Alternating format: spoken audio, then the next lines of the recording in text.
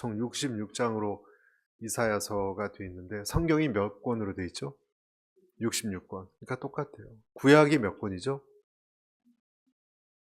네, 39권이거든요. 이사야도 1장부터 39장까지가 심판에 대한 내용입니다. 그리고 신약이 27권이죠. 나머지 27장, 그러니까 40장부터 끝까지 66장까지가 복음과 구원을 말하는 신약처럼 하나님의 축복과 위로로 이렇게 구성이 되어 있어요. 굉장히 긴 책입니다. 우시야, 요담, 아하스, 히스기야, 여러 개의 왕들을 쭉 이스라엘이 멸망당하는 것도 봤고, 지금 유다도 무너지는 것을 다, 그러니까 장기간 동안 활동한 선지자가 이사야 선지자입니다. BC 740년부터 680년 사이에 남유다, 그러니까 북이스라엘이 있고 남쪽 유다가 있잖아요. 남쪽 유다에서 사역한 선지자였습니다. 이때 당시는 북쪽에 그 강국 아수르가 거의 북이스라엘을 집어삼키고 있었고, 그때 당시가 남쪽 유다까지 위협하고 있었습니다. 그리고 동쪽에는 바벨론 제국이 점점점 강해지고 부상하고 있었고, 또 남쪽에는 전통적인 강호라고 할 수 있는 이집트가, 애굽이 웅크리고 있는 그런 때에 아주 약소국, 어느 나라 같죠? 꼭 강대국 사이에 있는 그런 형국이었습니다. 근데 오늘 이 상황에서 1절에 보면 유다와 예루살렘에 대해서 뭐라고 되어 있어요? 보았다. 이 어두움 속에서 뭔가를 본 거예요. 여러분, 크리스천들은 어두움 속에서 어떤 것을 보는 사람들입니다. 아멘. 아무리 힘들어도 무언가를 보는, 하자라는 히브리 말로 보았다. 말씀을 계시를 보았다. 뭐와 연관되냐면요, 여러분, 요한복음의 1장에 말씀이 육신되어, 그 말씀 있잖아요. 말씀이 육신되어 우리 가운데 거하심에 우리가 그 영광을 어떻다고요? 보니.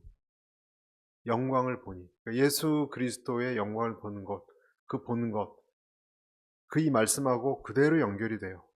그러니까 어두운 때에 예수님을 연결시켜서 보는 것 같이 오늘 이 소망까지도 이사야서에는 어둡지만 이렇게 저변에 암시처럼 들어가 있습니다. 그런데 오늘 이 하나님이 굉장히 답답한 마음을 표현하고 계십니다.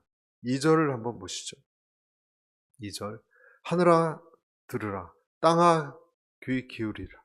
여호와께서 말씀하셨다. 내가 자식들이라고 기르고 키웠으나 그들이 나를 거역했구나. 여기서 지금 하나님이 누구한테 얘기하고 있죠? 누구한테 얘기하고 있죠? 하늘과 땅이에요, 여러분. 왜? 이스라엘은 아무리 얘기를 해도 듣지를 않고 눈도 감아버리고 귀도 닫아버렸기 때문에 하나님이 너무 답답하니까 하늘과 땅에게 지금 불러내시는 거예요. 잘 귀를 기울여봐라. 내가 이 사람들, 이 백성을 좀 봐라. 이 자식들을 좀 봐라. 그렇게 얘기하는 거예요. 내 백성이지만 지금 이 친구들이 하는 걸 좀 봐라. 증인으로 지금 삼는 거예요. 하나님이 막 자기 마음을 토로하시면서 호소할 때가 오죽 답답하셨으면 그랬을까? 이스라엘이 하나님으로부터 얼마나 떨어져 나갔으면. 근데 여러분, 하늘과 땅은요, 어떤 존재냐면 하나님이 하시는 일, 그리고 이스라엘 백성이 한 일을 다 보았던 존재예요. 그러니까 이 세상에는요, 어느 것 하나도 기록되지 않는 것이 없습니다. 모든 장소 또 시간에 걸쳐서 하나님과 이스라엘과 함께한 존재가 하늘이고 땅이에요. 그러니까 하늘이 보고 땅이 듣고예요. 다 우리의 삶에 대해서 증인이었습니다. 그러니까 누구도 어떻게 내가 뭘 생각하고 행동하는 것 아무도 없을 때에도 다 알 수밖에 없는 거예요. 다 증인이 있으니까. 신명기에 이런 말씀이 그래서 나와 있는 거예요. 4장 26절에 내가 오늘 천지를 불러 증거를 삼노니, 하늘과 땅을 불러서 증거를 삼는다는 표현이 있어요. 너희가 요단을 건너 가서 얻는 땅에서 속히 망할 것이라. 너희가 거기서 너희의 날이 길지 못하고 전멸될 것이니라. 또 있습니다. 신명기 32장 1절에도 하늘이여 귀를 기울이라 내가 말하리라. 땅은 내 입의 말을 들을지어다. 하나님이 땅과 어떤 것을 선포하시고 말씀하실 때 하늘과 땅도 다 증인으로 좀 들어라고 말씀을 하시는 거예요. 그리고 땅과 하늘은 걸 다 기록하고 있다는 것입니다. 숨을 수 없습니다, 우리는. 그리고 하나님은 너무나 답답하셔서 이런 표현을 하시는 거예요. 여러분, 하나님이 다 알고 보고 계시다는 것을 여러분 믿습니까? 다 알고 보고 계세요. 또 하나님 말고 누구도 하늘과 땅도 다 알고 보고 있어요. 하나님은 그리고 이 답답함을 가지고 표현하세요. 여러분, 에스겔서에서도 성전에 우상이 가득한 것을 하나님 가만 있지 않고 표현하셨어요. 답답함을 누구에게? 에스겔 선지자에게 표현하셨어요. 오늘은 어떻게 표현하는가? 나 하나님은 이스라엘을 정말 자식처럼 돌보고 사랑했지만 그 자식은 아버지 된 나 하나님을 완전히 거역하고 떠나 있다. 이것은 짐승보다도 못한 것이다. 왜냐하면 오늘 그런 얘기 하셨거든요. 황소는 임자도 알고 나귀는 그 주인을 아는데, 소 나귀도 임자를 알아보고 자기 구유를 알아보는데 내 백성은 자기를 먹이고 입히신 아버지를 전혀 못 알아보고 완전히 아주 싫어하는 것만 골라서 하고 있는 이 현실을 봐라. 자, 지금 이 우시야 왕이 제일 먼저 이제 이사야가 예언할 때 우시야 왕이 통치했던 52년 동안 왜 이런 일이 생겼는가, 여러분? 우시야 왕이 통치를 했을 때는요, 하나님을 우시야 왕이 잘 섬겼어요. 그 아버지 아마사를 따라서 하나님 보시기에 선을 많이 행했습니다. 그래서 하나님이 번영을 줬습니다, 그 나라에. 그런데 그 번영과 안정 속에서 이게 너무 오래 가다 보니까 52년 새 속에 다 빠져버렸어요. 그래서 우시야 왕이 아주 정치를 잘했던 왕이거든요. 우시야 왕 말년에 사명받은 이사야가 이 세속의 죄에 빠져서 허우거리고 있는 유다 백성에게 오늘 이 범죄한 나라요, 허물진 백성, 이 행악의 종자요, 행위가 오늘 4절에 한번 4절 보여주시죠. 악행하는 종자, 타락한 자식들, 죄악을 진 백성들, 그들이 여호와를 저버렸구나 라고까지 표현을 합니다. 우시야 왕이 어떻게 나라를 잘 정직하게 다스렸길래 하나님이 이런, 우시야가 잘한 것이 아니라 여러분, 하나님이 복을 주신 거예요. 역대하에 보면은 다 역대기에 그런 내용들이 나와 있는데, 우시야 왕 때는요, 처음에는 멘토가 있었어요. 스가랴 선지자를 통해서 하나님을 찾았고, 그리고 여호와를 찾을 동안 형통케 했는데, 일단 블레셋 사람들을 싸워서 성벽을 헐었고요, 우시야 때. 아라비아 사람들, 마온 사람들을 다 이겼습니다. 전쟁을 잘하게 해서. 암몬 사람들이 우시야 왕에게 조공까지 바치고 그 이름이 아주 변방까지 떠들썩했던 것이 여러분 우시야 시대 이스라엘 왕국이었습니다. 국방도 튼튼했어요. 국방 개혁을 해서 예루살렘 구석구석 골짜기 문, 성 구비 망대를 세워서 요새를 아주 단단하게 만들었고, 당장 이끌을 수 있는 군사가 30만 명까지 될 정도로 강했습니다. 농업, 목축업도 잘해서 아주 경제적으로도 경기가 아주, 코스피가 요즘 좋잖아요. 아주 경제가 아주 탄탄했습니다. 그런데 이런 상황이 오래가다 보니까 교만함이 들어왔어요.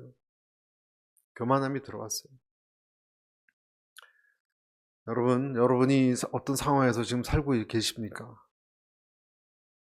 사람은 내가 환경적으로 별 문제가 없다고 권태가 오죠, 여러분. 큰 문제가 없을 때 사람은 불안하거나 권태하거나예요. 둘 중에. 우리가 행복을 추구하는데 사실 행복이라는 것은 찰나적인 순간이고 진짜 평안한 때가 어떻게 보면 권태로운 시간이라고도 볼 수 있어요. 그때 사람은 심리적인 안정감을 느낀대요, 보통. 그리고 고난의 때는 절대자를 내가 의지하고 막 기도하러 나가지만 풍요로움이 계속되면 다 이것은 내가 이루었다라고 하는 착각에 빠진다고 합니다. 내가 정말 대단하구나. 난 역시 할 수 있어. 난 역시 탁월해.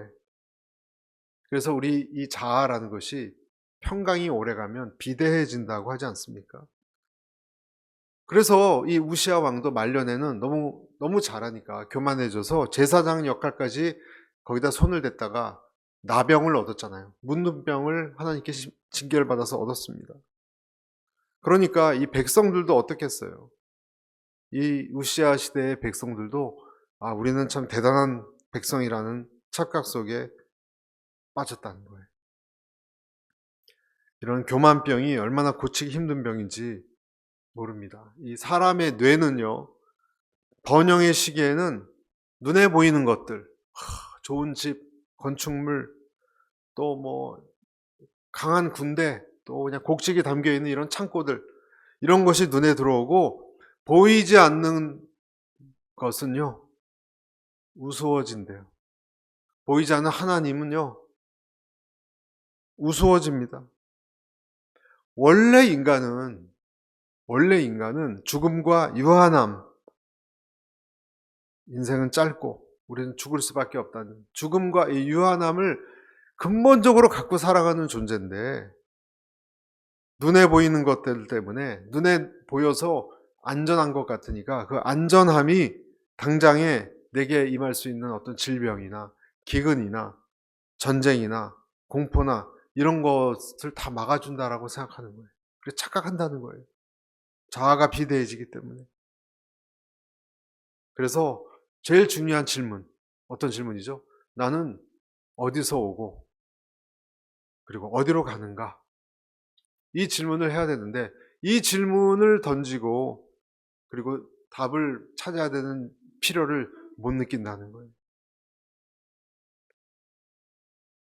왜 굳이 그 하나님을 그렇게 찾아야 되나? 귀찮게.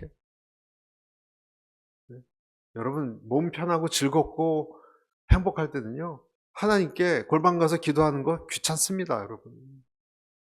힘듭니다, 여러분, 그것은. 어려울 때 정말 금식 기도하는 것보다 더 어려운 것 같아요. 경험을 해보니까 더 어려운 것 같아요.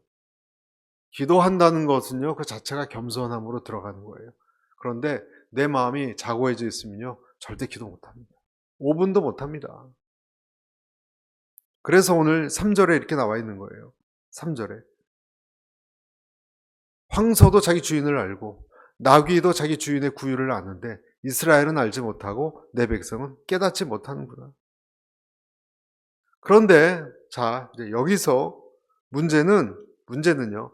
내가 그런 하나님 백성이 하나님을 떠나간 것에 대해서 그냥 이렇게 계속 평안하면 좋은데 하나님은요 견디지를 못하신다는 데 문제가 있어요.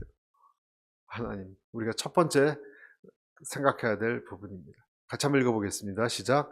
그의 백성이 떠나감을 하나님은 견디기 힘들어 하신다.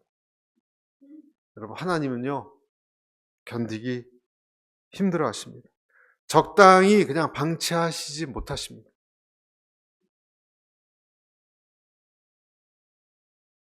평화롭게 넘어가지 못합니다. 여기서 이제 우리의 긴장감이 있습니다. 여기에 이제 우리의 긴장감이 있는 거예요. 여러분, 이것을 생각해야 됩니다. 하나님은 이것은 잘못됐다라고 판단하시면 그냥 그렇게 넘어가지질 않습니다. 그럼 어떻게 하죠? 하나님이? 여러분, 어떻게 그 다음에 하나님 어떤 일을 일으키시나요? 이걸 뭐라고 표현할지 모르겠어요. 하나님의 강렬한 애정? 열정? 하나님의 질투심? 여러분 그런 것이 있어요 지금.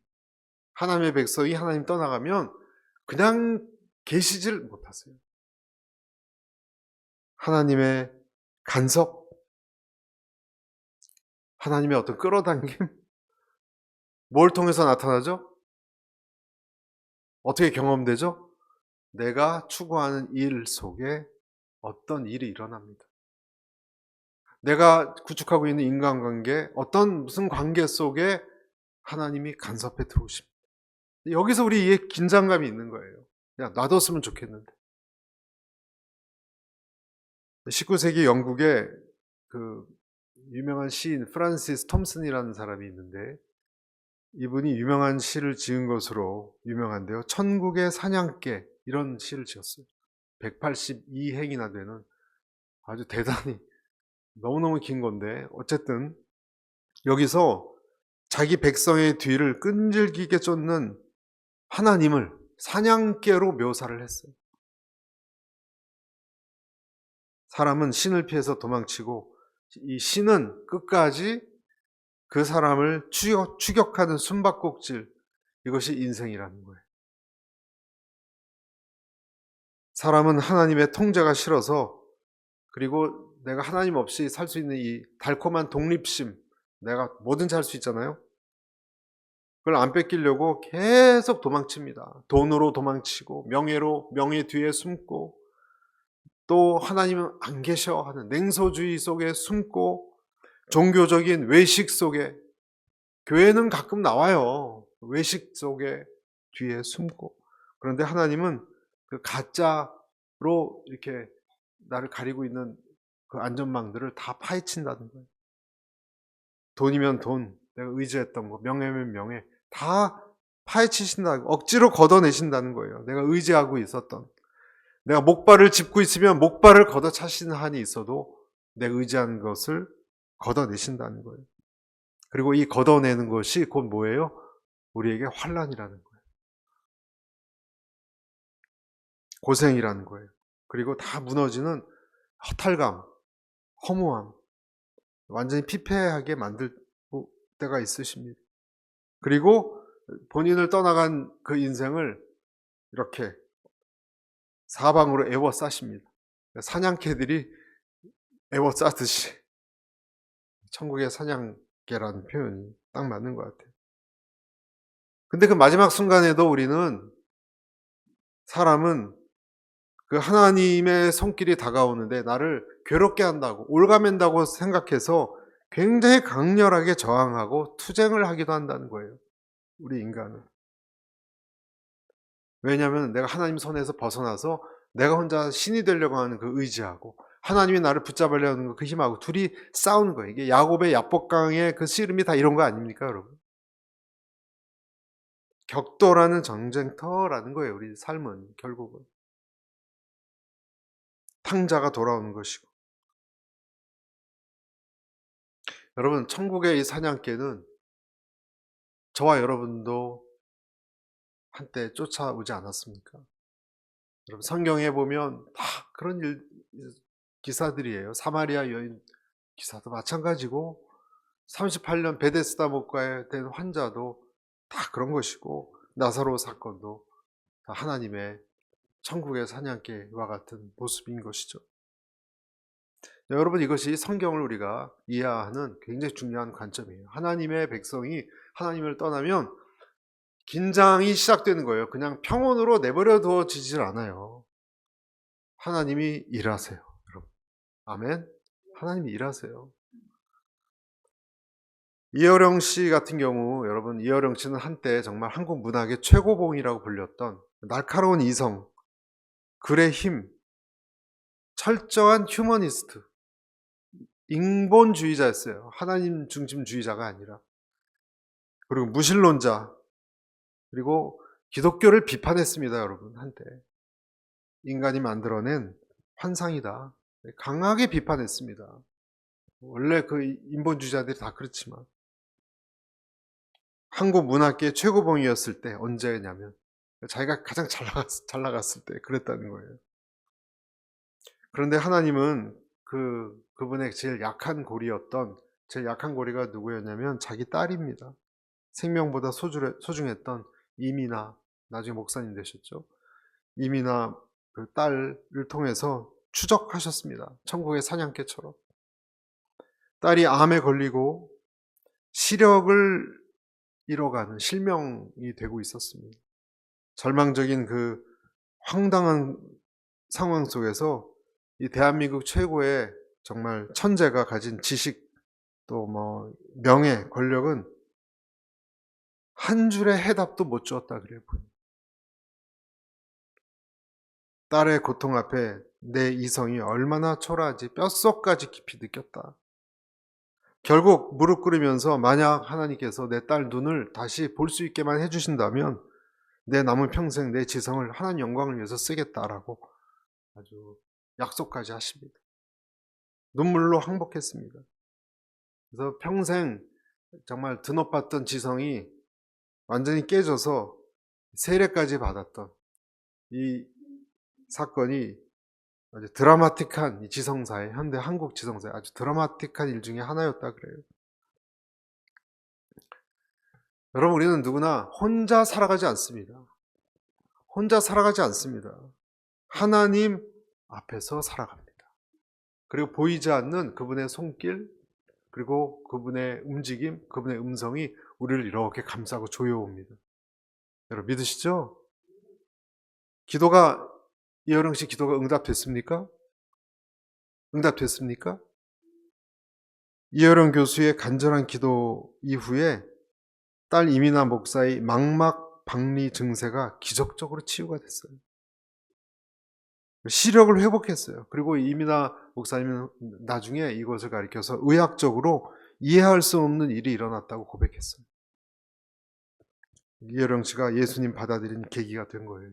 이 사건이.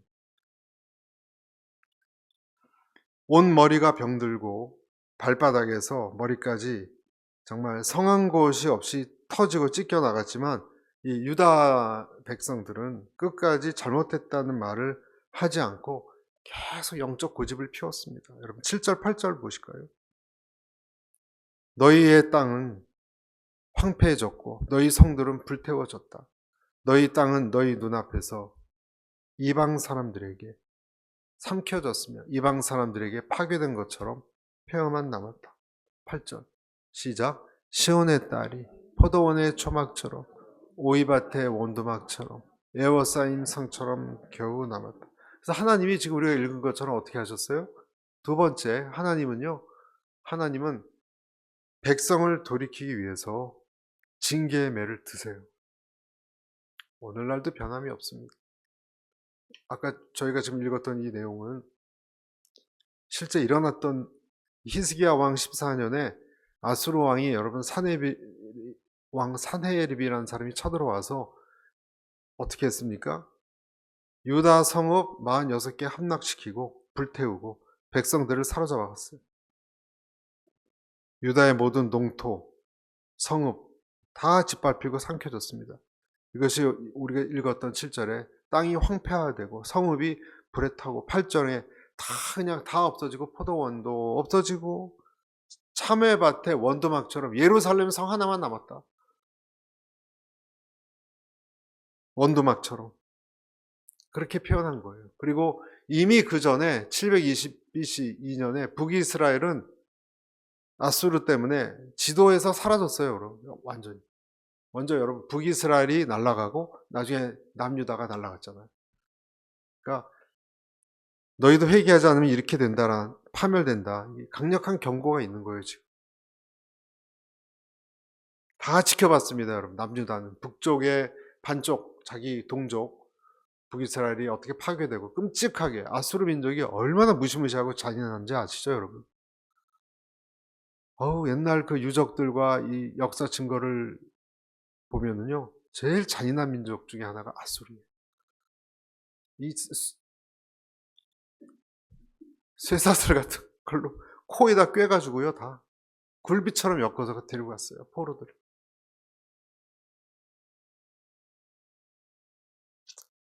백성을 향한 하나님의 징계가 있습니다. 그리고 때로는 그것은 가슴 아플 정도로 고통스러운 경우가 많습니다. 그리고 이 징계를 통해서 사람은 변하는가? 보통 네 가지 단계를 거친다고 합니다. 심판의 터널을 통과할 때요, 사람들은 네 가지 단계를 거쳐요.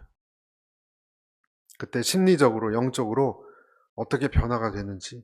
첫 번째 단계는 통제력을 잃어버리고 아주 공황 상태를 만든다 그래요. 공황 상태. 그러니까 내가 지금까지 통제했던 거, 돈, 인맥, 내 건강 관리 열심히 잘했을 거 아니에요. 본인도 좋은 것 먹고, 좋은 약 먹고, 내가 쌓아 올린 것이 아무 소용없이 무너져 내릴 때, 제일 사람이 먼저 겪는 현상은, 내가 열심히 했지만 내가 통제하려고 한 이것이 아무 쓸데없는 거였구나. 내 힘으로는 할 수 없구나. 상황을 바꿀 수 없다. 내가 상황을, 이것을 어떻게 바꿀 수 없다. 이럴 때 굉장히 심리적 무력감이 찾아온대요. 이사야 오늘 1장 5절에 나온 게 바로 그런 표현이에요, 여러분. 1장 5절 뭐라고 돼 있죠? 이렇게 돼 있습니다. 머리는 온통 병들었고 마음은 온통 혼미해졌고. 1단계 영적 심리적 공황 상태. 내가 통제할 수 있는 것은 다 무너졌구나. 이때 사람은 고독이 찾아오고 차가운 절망이 엄습합니다. 그리고 두 번째 단계로 넘어갑니다. 이것이 한참 지나가면 자기를 어떻게 해요? 자기를 직면해요. 그리고 위선이 이때 벗겨지기 시작합니다. 위선이 벗겨지기 시작합니다. 사람이 막다른 골목에 다다라서야 진짜 자기를 봅니다. 적나라하게. 근데 그때까지는요, 자기도 몰랐었대요. 그런지. 자기도 속고 있었어요. 근데 극한의 그 단계까지 가면, 막다른 골목에 가면 강제로 내 위선이, 나도 모르는 내한테 겹겹이 쌓이는 것이 벗겨져서 이 고난의 원인이 나한테 있었구나. 그 전까지는 다른 사람 탓이었어요, 다. 내가 아니라. 내가 잘못한 게 없고. 딴 사람 핑계를 댔었는데, 내가 오늘 여기 나온 것처럼 황소나 나귀보다, 짐승보다 못했구나. 내가 영적으로 배은망덕했구나. 하나님 앞에서. 인정합니다. 그때 인정합니다. 이사야 선지자가 하나님 앞에서 화로다 나로 망하게 되었도다. 이사야 6장에 그런 내용은 나오죠. 그런 것처럼 하나님을 느끼니까 자기가 그냥 다 보이는 거예요. 자기도 몰랐던, 맞아, 내가 이런 면이 있었구나. 그리고 세 번째 단계, 전적 항복 단계. 그리고 하나님 주권, 이때 하나님 주권, 로드십을 인정하는 단계로 들어간다 그래요. 그때 우리의 입에서 한마디가 터져 나온답니다. 주님, 살려주세요. 제가 졌습니다. 제가 잘못했습니다.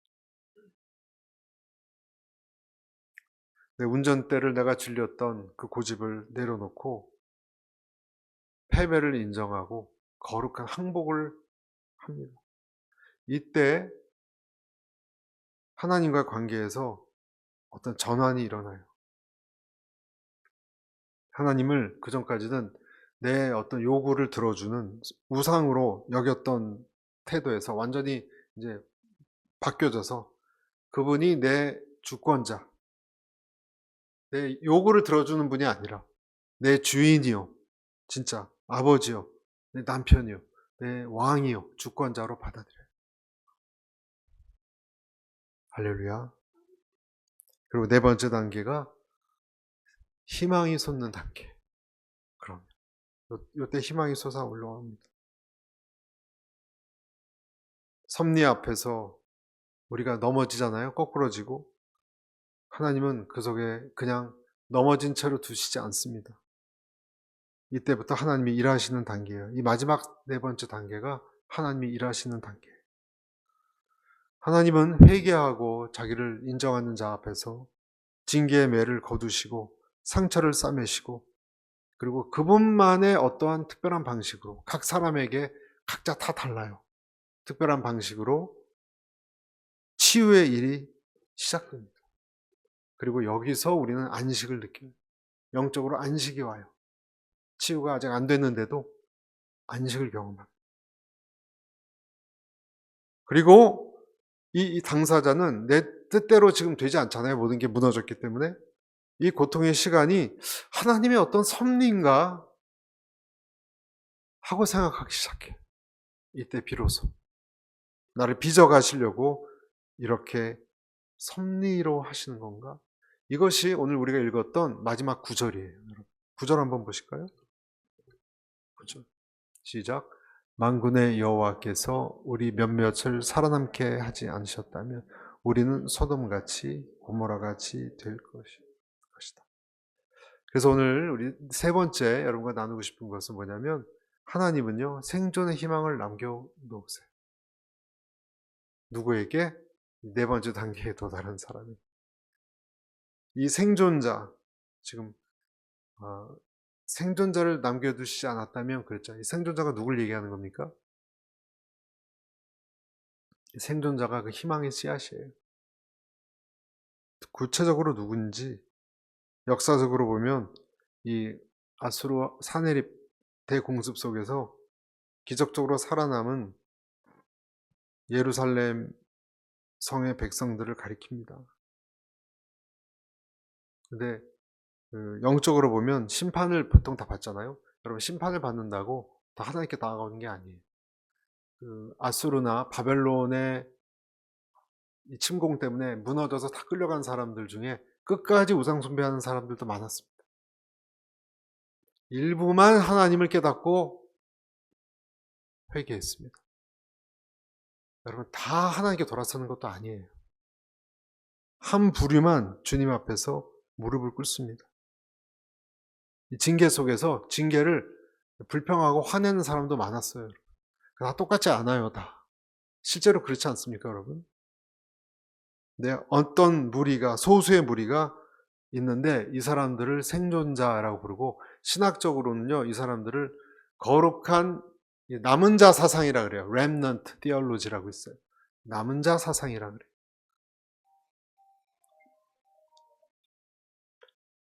영적으로 남은 자를 구별하셨습니다. 여러분, 이 사람들은요 최종적으로 예수